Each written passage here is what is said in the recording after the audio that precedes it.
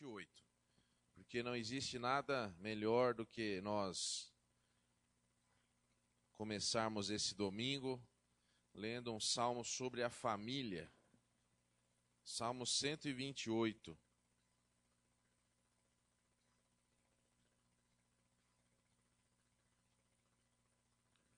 Vou pedir que você fique em pé para nós lermos esse salmo.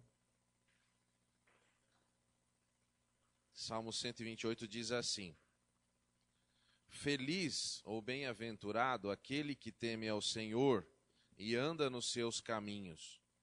Do trabalho das tuas mãos comerás, feliz serás e tudo te irá bem.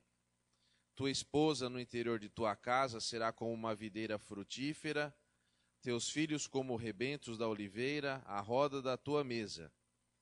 Eis como será abençoado o homem que teme ao Senhor.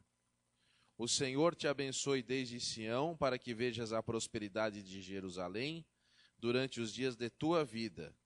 Vejas os filhos de teus filhos. Paz sobre Israel. Amém. Vamos orar. Senhor nosso Deus, te agradecemos por esta manhã que o Senhor nos dá, o privilégio de estarmos aqui com nossos irmãos.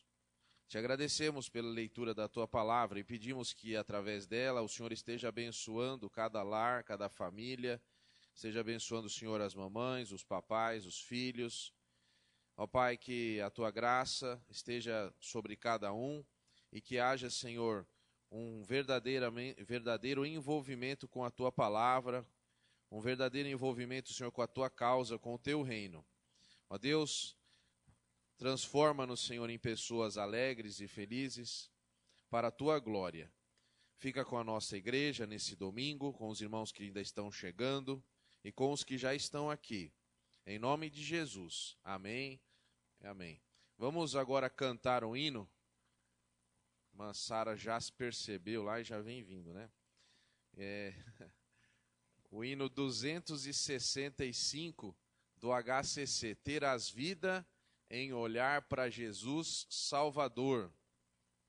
Jesus em João 10:10 diz: Eu vim para que tenham vida e tenham com abundância. Vamos cantar o 265 do HCC.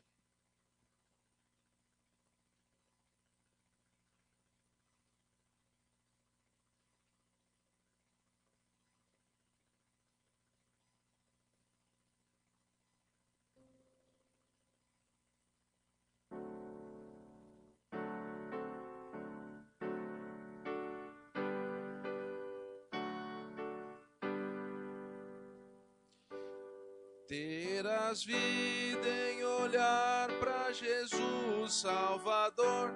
Ele diz: vida eterna eu te dou. Pois então, pecador, considere esse amor. Vê Jesus que na cruz expirou. Vê, viverás. Terás vida em olhar para Jesus Salvador. Ele diz: vida em mim acharás. Terás vida em olhar para Jesus Salvador. Não há choro, remorso nem dor que consiga remir a qualquer pecador. Só em salve Jesus Redentor.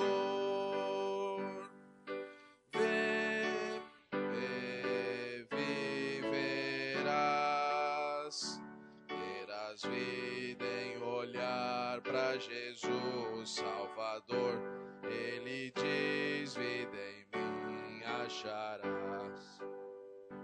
Terás vida em olhar para Jesus Salvador. O castigo por ti já sofreu. Deus estende o convite ao maior transgressor. Vê Jesus que por ti padeceu. Viverás. terás vida em olhar para Jesus Salvador. Ele diz: vida em mim acharás. Terás vida em olhar para Jesus Salvador. Ele diz: vida eterna eu te dou. Nunca perecerás, crendo em mim, teu Senhor. Ao teu lado para sempre eu estou. Viverás.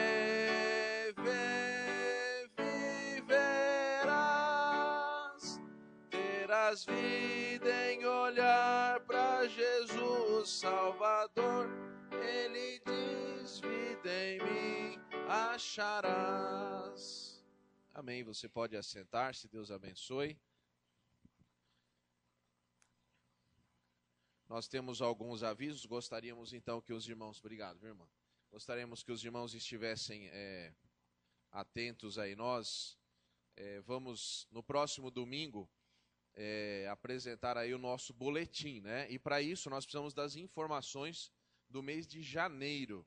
Então, todos os departamentos da igreja, as pessoas que têm alguma programação para janeiro, ou escalas, né, departamento de música, o som, imagem, comunicações, etc., precisariam fazer um favor de falar com a irmã Alessandra, que eu já falei com ela agora de manhã, e ela vai estar condensando essas informações para que a gente possa colocar no boletim.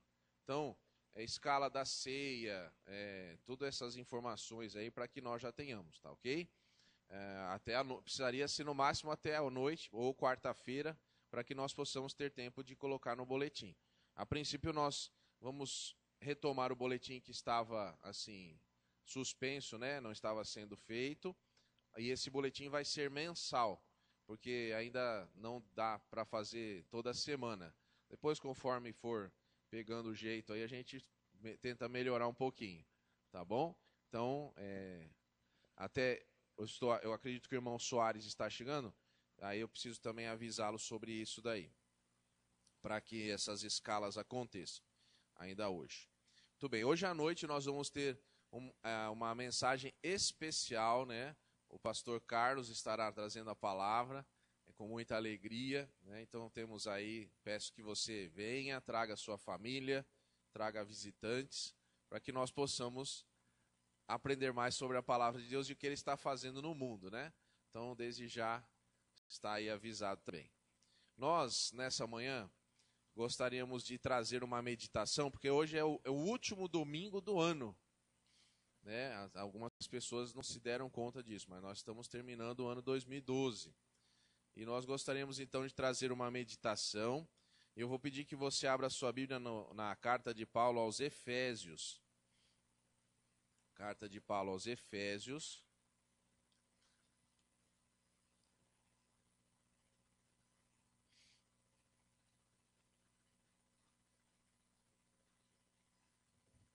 Nós vamos ler os versículos 1 e 2. Capítulo 1, versículos 1 e 2.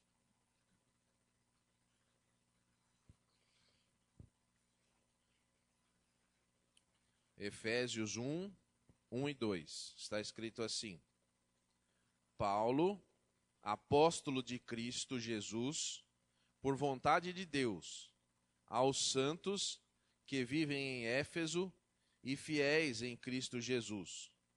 Graça a vós outros e paz, da parte de Deus, nosso Pai, e do Senhor Jesus Cristo.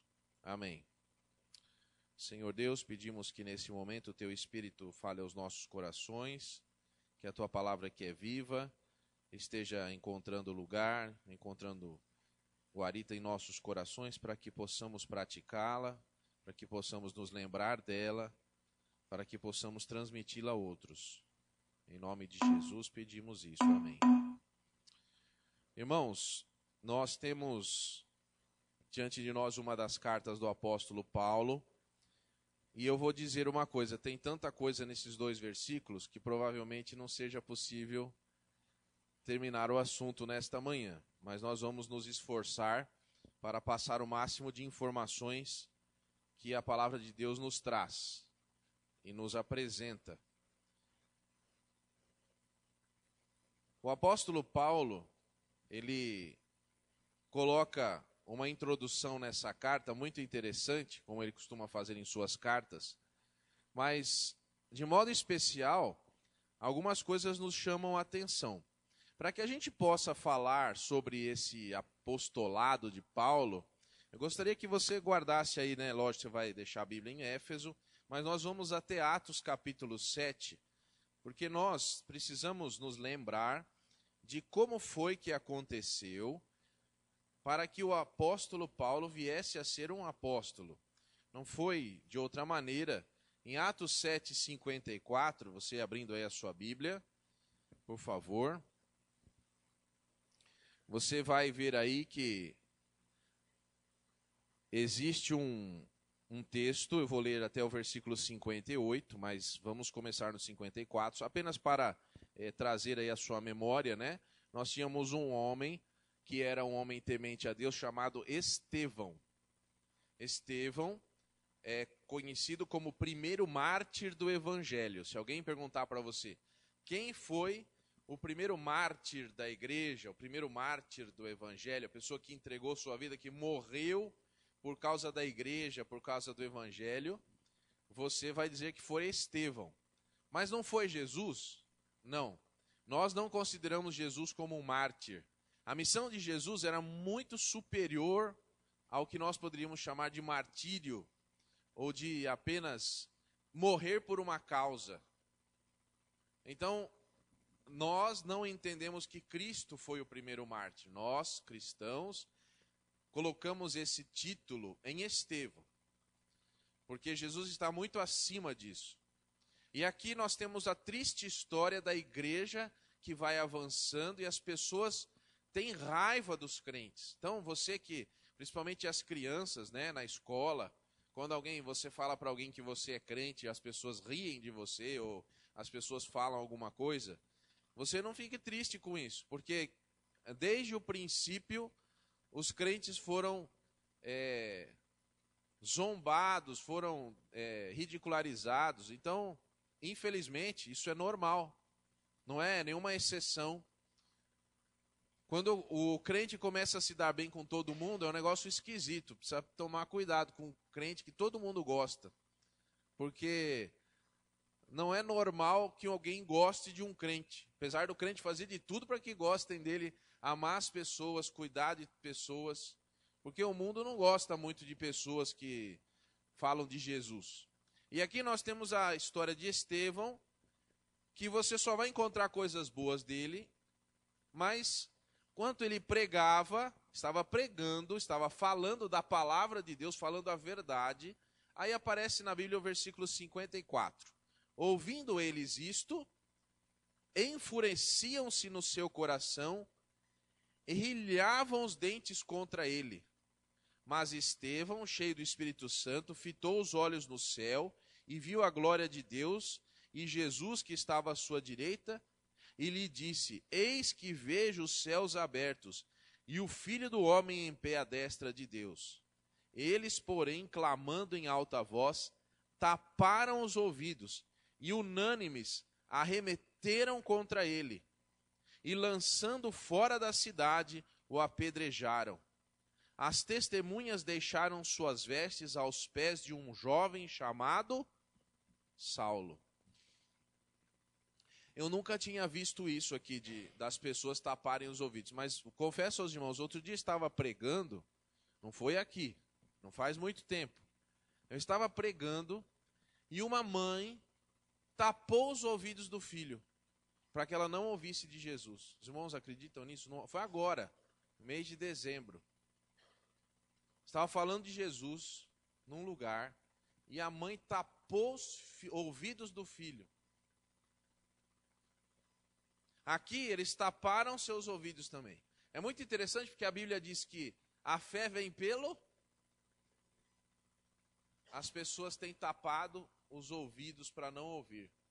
Eu também sei de um caso de uma mãe que deu uma bronca no filho porque o filho estava indo pegar a Bíblia. Eles foram visitar uma pessoa, e na casa da pessoa tinha uma Bíblia em cima da mesa. E quando a criança foi colocar, viu aquele livro, foi pegar o livro, a mãe repreendeu com muita força, falando: nunca mexa nesse livro. Nunca abra esse livro. Que bênção que nós podemos abrir o livro. Nós podemos ouvir a palavra de Deus. Que bom quando as mamães, os papais trazem os filhos para ouvir a palavra de Deus. Porque a palavra de Deus nos dá vida. E aqui nós temos pela primeira vez a história de um jovem que aparece do nada, vamos dizer assim. Não existe assim como ele nasceu, não tem uma história anterior, mas em Atos capítulo 7, versículo 59, 58, melhor dizendo, você tem um homem, um moço chamado Saulo. E o que ele estava fazendo? Estava servindo, como a gente chama aí, de chapeleiro, né? Quem guarda as roupas. Você já foi no supermercado, quando você vai com uma sacola que não tem nada a ver lá, e você deixa num lugar, e eles te dão um número, uma ficha, para você entrar no supermercado? Lá chama guarda-volumes, não é isso? Pois é.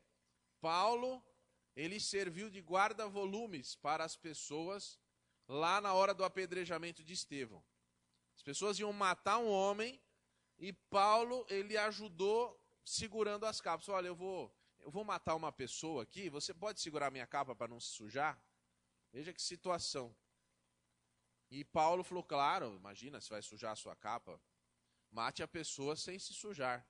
E aí, então, ele foram lá fazer o serviço. E interessante que, só para comentar, o versículo 60 diz que Estevão adormeceu. Esse texto é muito bonito, porque quando diz que Estevão adormeceu, quer dizer que um dia ele ressuscitará. Todas as pessoas que morreram por causa de Jesus, elas não morrem, elas, para Deus, adormecem. Porque um dia Deus chamará pelo nome, e os corpos, agora transformados, irão à presença de Jesus Cristo.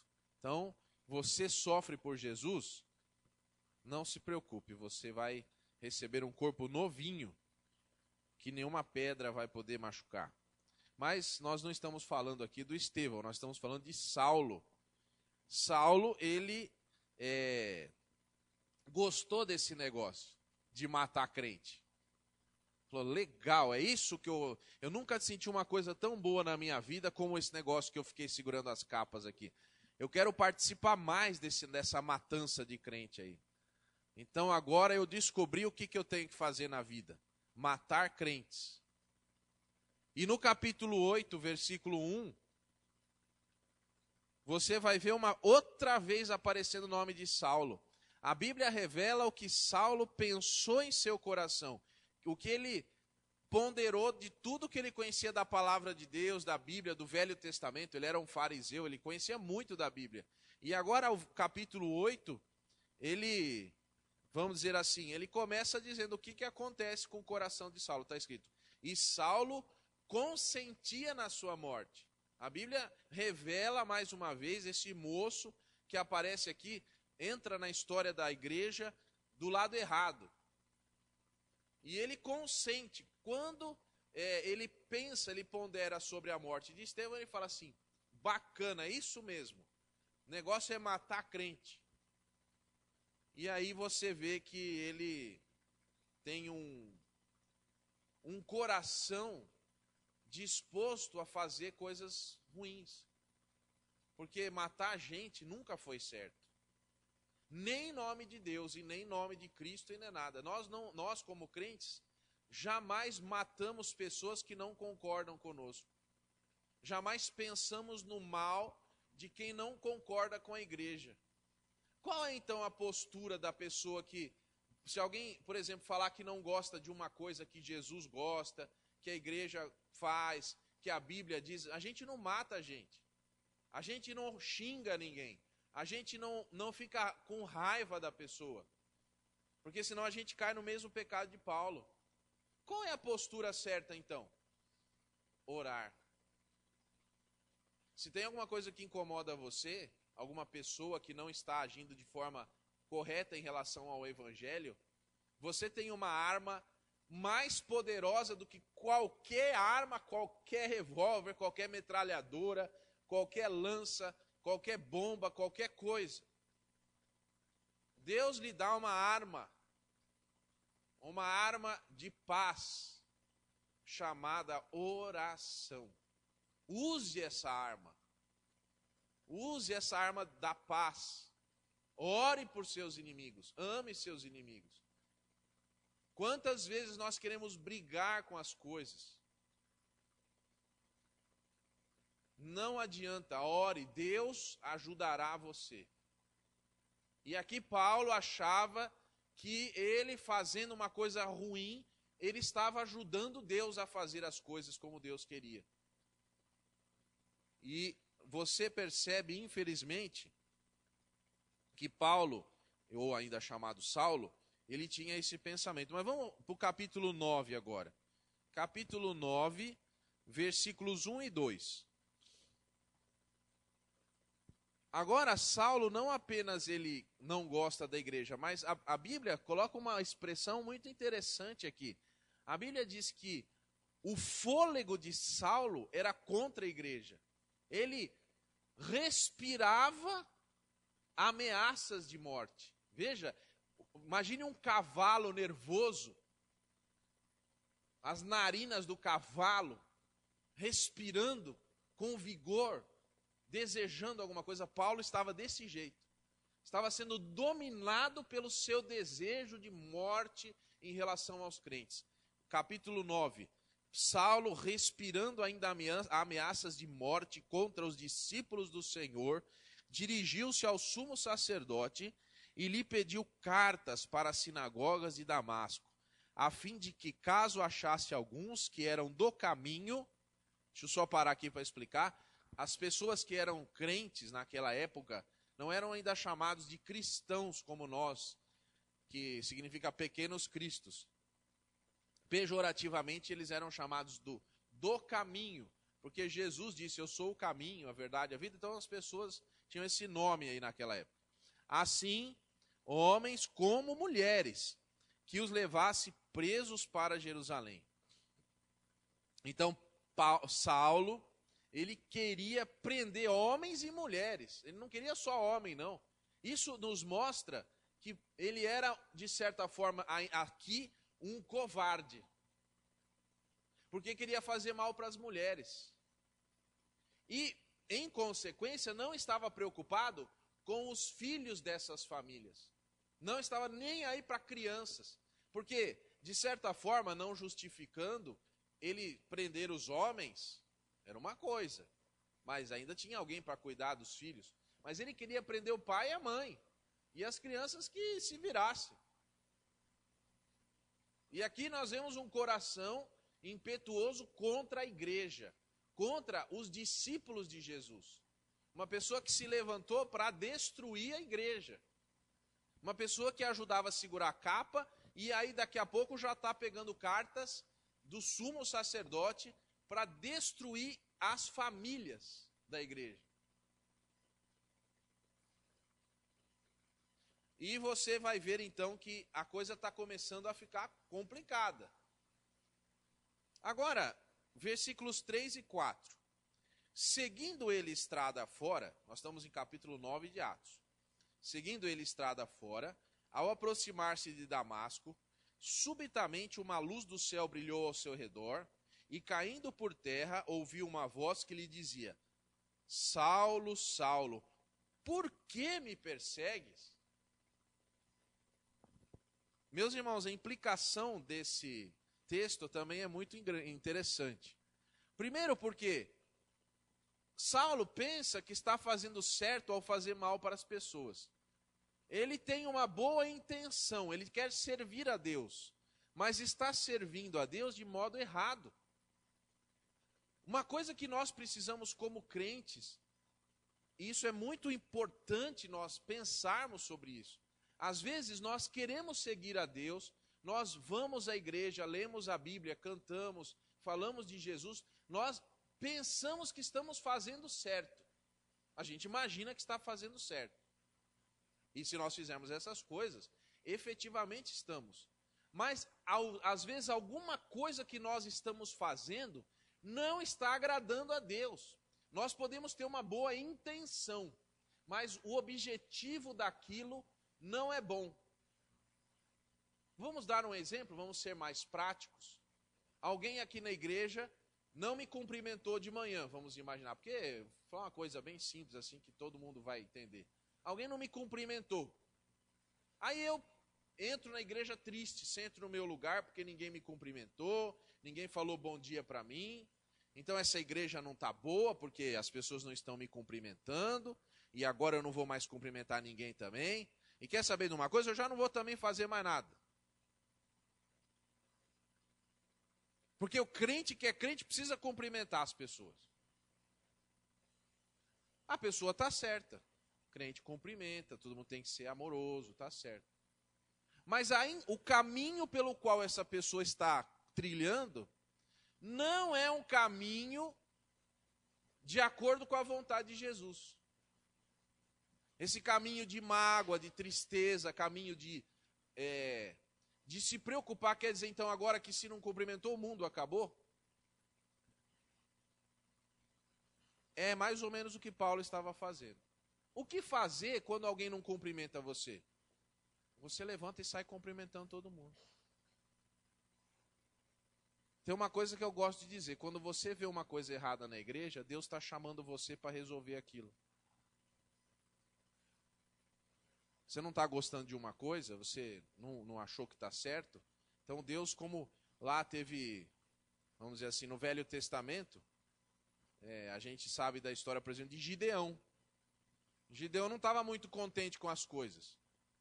Estava lá dentro do lagar, mexendo no trigo, e aí um anjo lá, Deus aparece para ele e fala, olha, você vai ser a pessoa que vai mudar isso aqui. Eu? Mas eu sou pobre. O senhor errou de endereço. Não, é você mesmo, você vai agora. E Gideão não acreditou primeiro, ele fez umas orações lá. Tá bom, então se sou eu, então eu vou colocar aqui uma lã aqui na grama, e aí vai chover, vai ficar o orvalho na grama, depois vai ficar na lã, vice-versa, tal. Aí ele viu que era com ele mesmo, e aí ele teve que fazer o que Deus estava falando. Mas quem viu que estava errado era ele, no coração. E Deus chamou ele para resolver aquilo. Deus não chama a gente para criticar nem murmurar. Deus não chama a gente para ofender ninguém. Deus não chama a gente para matar ninguém. Deus não chama a gente para pegar carta, para machucar as pessoas, para destruir as famílias. Não é isso. A igreja não é isso. Deus nos chama para resolver aquilo que Ele está mostrando para nós. Aqui, Saulo, ele está indo para Damasco para prender crente. E quem é que aparece, quem é que o encontra no caminho? Veja que ironia, digamos assim, do texto. Você vê que ele está indo buscar aqueles que seguem o caminho. E ele no caminho, ele está indo em direção a algum lugar. No caminho ele encontra o dono dos caminhos. E ele agora precisa tomar uma decisão. E Jesus pergunta, Saulo, por que é que você está me perseguindo? Você não é meu servo, você não serve a Deus, você não é uma pessoa fiel, um fariseu, cumpridor da lei. Você está me perseguindo por quê? Eu, Jesus, sou Deus. Você pensa que está me fazendo mal, está me fazendo bem a minha mão esquerda, mas está me machucando a minha mão direita. Sou eu. Eu sou Israel, eu sou a igreja, eu sou Cristo. Eu sou a lei, eu sou a misericórdia. Eu sou a justiça e sou a graça. Quando você tenta, de alguma forma, sair disso, você está me perseguindo. Que bom que nós, aqui na igreja, temos Jesus para nos conduzir. Que bom que se eu, por exemplo, disser ou fizer alguma coisa errada, imediatamente o Espírito Santo de Deus vai dizer, não é assim. Não é assim. Você também, como servidor de Cristo. Que às vezes na sua linha de pensamento, você acha que está no caminho certo. Mas não é contra alguém que você está fazendo, é contra o próprio Deus. Aí nós precisamos ter essa sensibilidade. Como Saulo não tinha sensibilidade nenhuma, como era vamos dizer assim, como ele estava mais para um cavalo do que para uma pessoa nesse momento, Jesus aparece com toda a força contra ele. E ele cai no chão. Eu não sei, alguém falou que ele estava a cavalo. Isso não está escrito na Bíblia. Ele caiu no chão. E do chão, ali ele pergunta agora. Pergunta versículo 5. Quem és tu, Senhor? Interessante que ele pergunta já dizendo Senhor. Ele já, mais ou menos, já está percebendo que o negócio está feio, porque Deus já apareceu para ele. Mas ele esperava uma resposta igual a de Moisés. Né? Eu sou o que sou. Aí ele ia ficar muito feliz. Mas ele recebe uma resposta mais complexa. Eu sou o que salva. Porque Jesus significa isso. É o nome de Deus numa ação salvadora. Uma ação de Jesus é uma ação de resgate em nosso favor. Aí Saulo, ele ouve isso. Eu sou Jesus a quem você está perseguindo. Você pensa que está indo prender homem e mulher? Você pensa que sua luta é contra humanos? Contra uma comunidade, como as igrejas hoje têm uma infeliz ideia de chamar? Igreja não é comunidade, não. Comunidade é outra coisa. Igreja é igreja mesmo.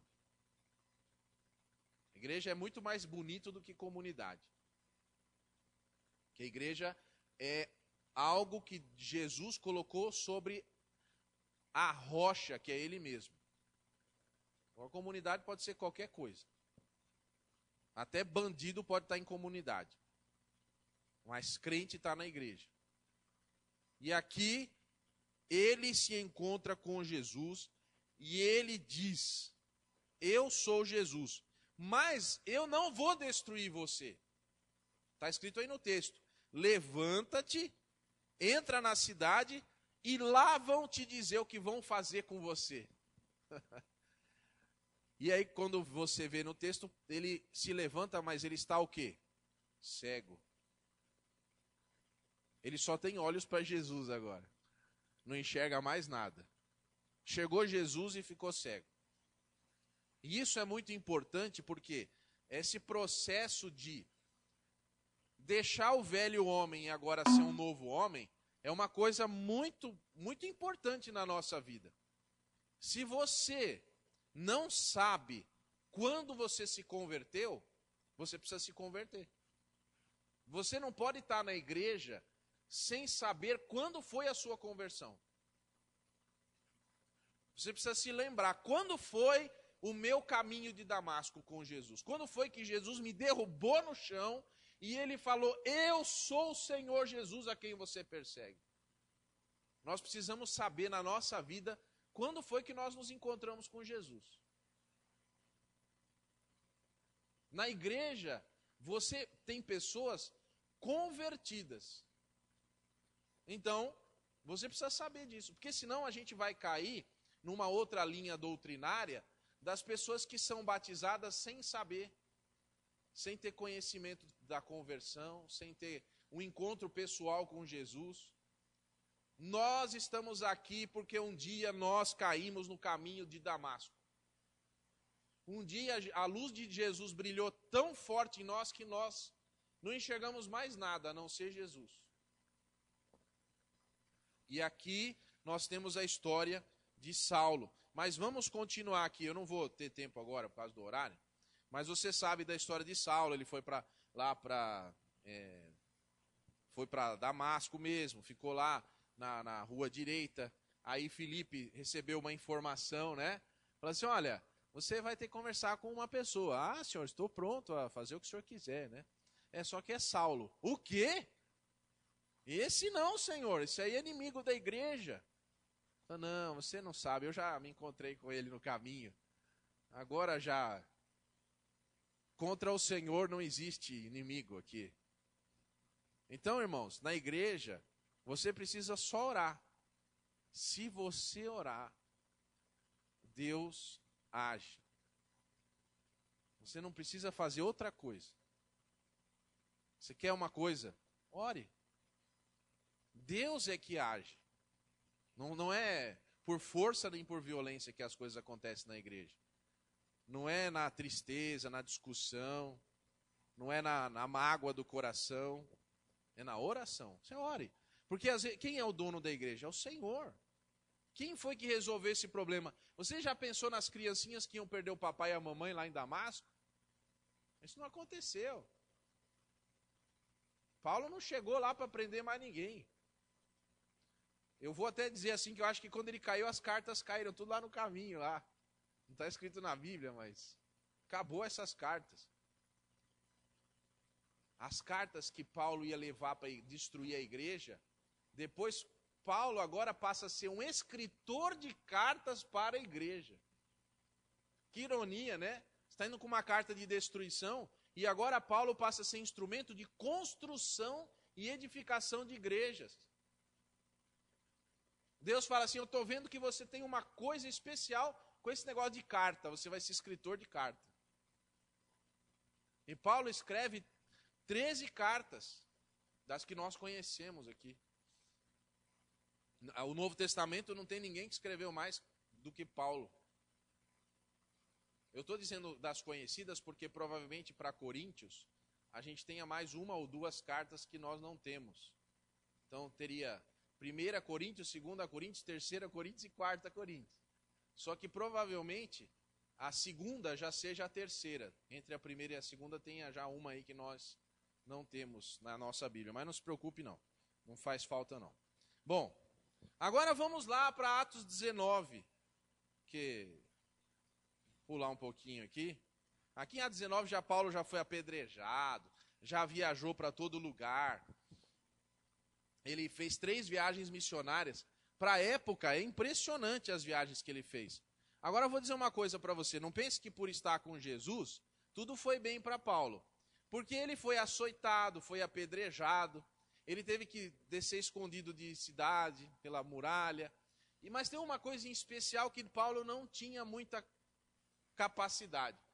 Sempre que Paulo entrava num navio, o navio afundava. O negócio de viajar com Paulo não era fácil. Então assim, não é porque tudo vai indo mal que Deus não está com você. Como é que é? Vou repetir. Às vezes tudo está indo mal aos seus olhos. Às vezes tudo está dando errado. Mas é da vontade de Deus que assim seja para a glória dele. Existe algo ainda maior para acontecer. Em certa oportunidade, o navio naufragou e todos se salvaram, foram para a praia.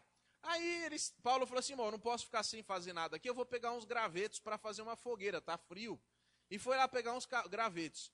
Aí quando ele estava pegando os gravetos, uma cobra venenosa, das piores, mordeu Paulo.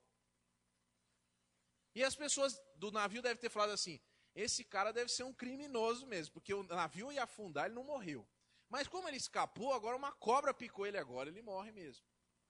Mas não aconteceu nada com ele. Então se alguma cobra, estou brincando, né? Mas se alguma cobra picar você, não se preocupe. É engraçado falar isso, né? Meus irmãos, Deus permite que nós passemos no meio do fogo, como Sadraque, Mesaque e Abidnego.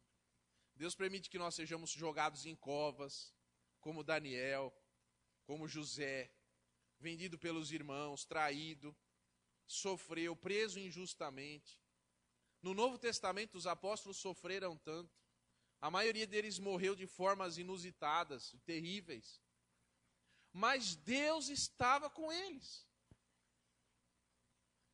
Existe uma falsa pregação do inferno, que tudo vai bem com o crente. Então, olha, Deus está nisso porque tudo está indo bem. Não necessariamente. Se Deus deu uma ordem, faça independentemente de estar indo bem ou não. Não é por aí, não é o termômetro, não é estar indo bem. Por exemplo, num casamento, às vezes acontecem coisas que entristecem um ou outro cônjuge. Mas é da vontade de Deus que o casamento permaneça. Às vezes um pai dá uma bronca no filho, o filho fica chateado. Diz, essa família não é para mim, eu vou embora daqui. Ore, porque às vezes Deus está cuidando de você pelos problemas. Mas nós vamos chegar nesse assunto já já, não é? Ainda faz parte do compêndio aqui. Vamos lá. Bom, agora vai lá para Atos, eu falei 28, né? Foi isso? 19, muito bem. Atos 19, olha o que aconteceu aqui. Está escrito na Bíblia o que aconteceu, tá? Aconteceu que, estando Apolo em Corinto, Paulo, tendo passado pelas regiões mais altas, chegou nós estamos lendo lá na carta de Éfeso, né? Olha Paulo chegando a Éfeso aqui. E ali achou alguns discípulos. E perguntou-lhes, recebestes porventura o Espírito Santo quando crestes? Ao que lhe responderam, pelo contrário, nem ouvimos que existe Espírito Santo. Então Paulo perguntou, em que, pois, fostes batizados? No batismo de João. Olha que interessante. João, ele teve alguns discípulos. Lembra lá do tempo de Jesus? Jesus foi batizado. Algumas pessoas que João, lá no deserto, falou, arrependam-se e creiam, porque o tempo está próximo. Essas pessoas não viram Jesus e viajaram para outros lugares do mundo, e o evangelho chegou faltando Jesus, faltando a compreensão da Trindade. Isso foi espalhado pelo mundo de forma incorreta, ou de forma ausente, vamos chamar assim. E aí agora, Paulo vai em uma cidade onde as pessoas, elas são seguidoras de João Batista. Creem que o Messias vem, creem que há um Messias, foram batizados, mas não compreendem toda a história do Evangelho. E graças a Deus, Paulo é enviado por Deus lá. É como se Deus dissesse assim, você quer perseguir a igreja? Você quer visitar onde tem igreja, Paulo? Lá na época, Saulo. Eu vou levar você para conhecer todas as igrejas. E todas as igrejas vão te conhecer. E aqui ele encontra então essa cidade e esses, interessantemente, 12 homens que estavam lá em Éfeso, eles então receberam o Espírito Santo, porque eles, ao ouvirem a palavra de Paulo, ele impôs as mãos sobre eles, e agora eles tinham a presença de Deus com eles. Não era mais uma mensagem, era a presença real do Espírito Santo na vida deles. Você, quando aceitou a Jesus, você também teve a presença real do Espírito Santo na sua vida. Agora, o que eu espero é que você continue com o Espírito Santo com pleno exercício no seu coração até hoje. Que você não tenha entristecido e apagado o Espírito, como a Bíblia fala que é possível, né? A gente viver uma vida com o Espírito Santo entristecido no nosso coração. Espero que o Espírito Santo esteja bem alegre no seu coração. Mas agora vamos para o capítulo 28 de Atos. Alguém vai falar, poxa, o pastor falou que ia ler em Efésios e fica lendo em Atos. Capítulo 28, versículo 30. Por 2 anos, permaneceu Paulo na sua própria casa, que alugara, onde recebia todos os que o procuravam, pregando o reino de Deus e com toda a intrepidez, sem impedimento algum, ensinava as coisas referentes ao Senhor Jesus Cristo. Muito bem, por que eu estou lendo esse texto? Porque provavelmente foram nesses 2 anos que Paulo escreveu a carta aos Efésios. Aí agora nós vamos voltar para Efésios. Isso aí foi só para falar do Paulo, viu? Por isso que eu falei que tinha bastante coisa. Mas Efésios 1:1. Paulo, apóstolo de Cristo Jesus por vontade de Deus. Como é que é isso? Primeiro a palavra apóstolo, né?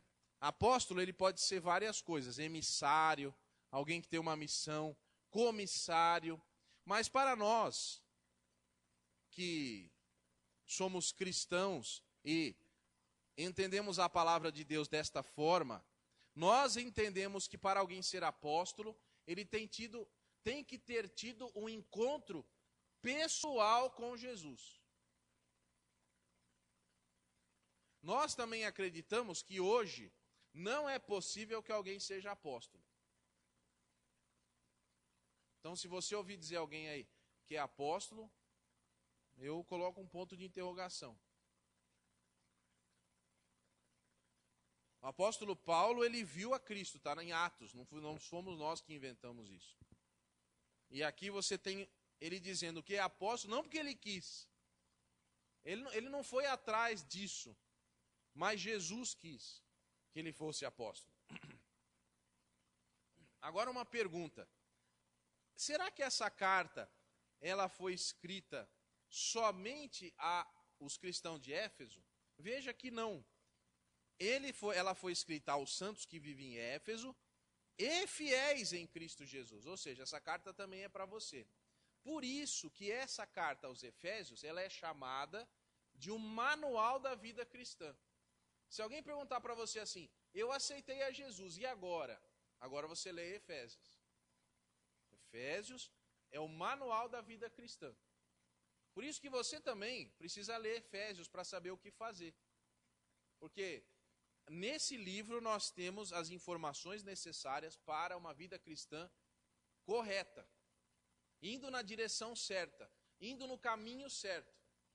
E ninguém melhor do que uma pessoa que não sabia direito como servir a Deus, uma pessoa que não entendia, vamos dizer assim, como as coisas funcionavam, do que Paulo para escrever essa carta. Por isso ela é tão bem preparada, Deus mesmo escolheu o seu autor, humano. Agora, vamos ver, uma palavra nos chama a atenção aqui, é a palavra graça, né? Por que é que ele fala dessa graça? Em Tiago 2,10, por favor, abra lá também, Tiago 2,10, por favor.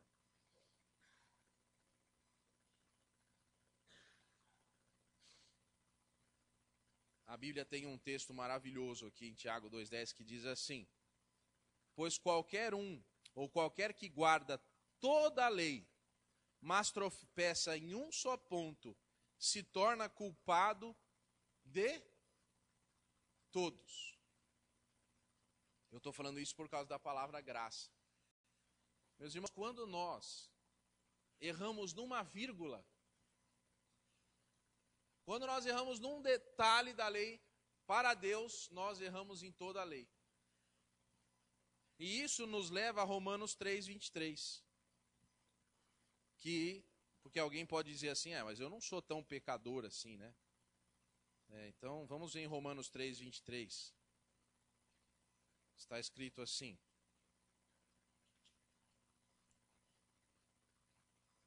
sendo justificados, 23. Todos pecaram e carecem do quê? Da glória de Deus. Então, se ao errar num ponto da lei, eu errei em toda a lei, e aqui está dizendo que todos pecaram, significa dizer que ninguém é perfeito para Deus. Ninguém atinge o que Deus espera. Porque aí que está o detalhe da salvação. Você conhece pessoas que são boas, que fazem o bem, mas isso não é suficiente. Paulo tinha uma boa intenção. Ele queria de verdade, eu não estou aqui, de verdade mesmo, irmãos. Ele queria servir a Deus. O que ele estava fazendo era com a intenção de servir a Deus. Não era maldade, assim, querendo machucar alguém e tal. Mas ele entendeu que ao fazer essas coisas, ele estava servindo a Deus. Só que o próprio Paulo em Romanos vai dizer, todos pecaram. Nós não conseguimos servir a Deus do jeito que é para ele ser servido. Nós queremos fazer as coisas de um jeito errado. Por quê? Porque nós erramos, como diz Tiago, num detalhe, nós erramos feio. E aqui nós temos então, agora vamos para Coríntios, Paulo, né? Segundo capítulo 12,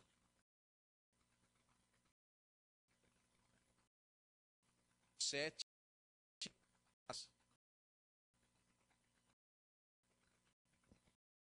Eu quero graça. Você vai ler um texto que vai ocupado dessa graça. Olha só, 2 Coríntios 10. Não me ensoberbeça a grandeza das... Foi um espinho na carne, de Satanás, me esbofetear, a fim de que não me... Por isso, vezes pedi ao Senhor tasse de mim. Então ele me disse, a minha graça te basta, porque o poder se aperfeiçoa na fraqueza. De boa vontade, pois, mais me gloriarei nas fraquezas, para que sobre mim repouse o poder de Cristo. Pelo que sinto prazer nas fraquezas, nas injúrias, nas necessidades, nas perseguições, nas angústias, por amor de Cristo. Porque quando sou fraco, então é que sou forte. Interessante que lá em Efésios, Paulo está nos dizendo, nos desejando esta graça. Que graça é essa?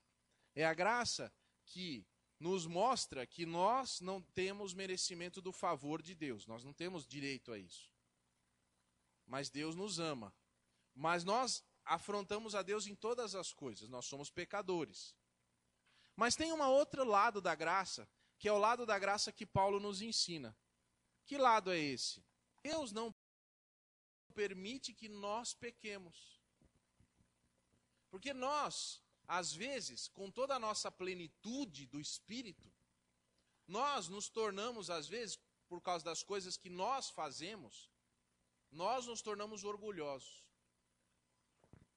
Você imagine que, por exemplo, uma pessoa tem o dom de cura, e aí as pessoas vêm e são curadas.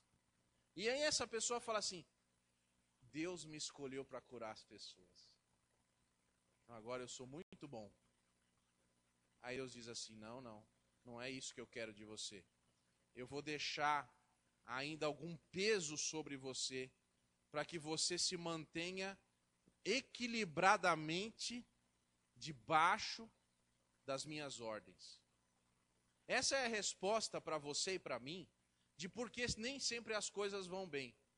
Quando era para tudo ir bem, aí Deus está dizendo assim, volta para o seu lugarzinho, fica aí quietinho, não tira proveito disso, sei lá. E Paulo, ele tinha uma limitação, que nós não sabemos se era uma doença, se era uma pessoa que o atrapalhava, se era uma dor, se era o quê? Mas Deus permitiu que isso acontecesse na vida dele, para que ele se mantivesse submisso ao Senhor. Isso também é graça. Porque por causa dessa dificuldade, o brilho de Cristo aparecia mais do que a própria pessoa. Então, Paulo, ele deseja isso a nós também. Essa graça que se aperfeiçoa na nossa fraqueza. Essa graça, ela vem da parte de Deus, nosso Pai, e do Senhor Jesus. Essa graça vem para a igreja, essa graça foi para a igreja de Éfeso, e essa graça vem para nós também. Meus irmãos, no mundo nós vamos ter aflições, Jesus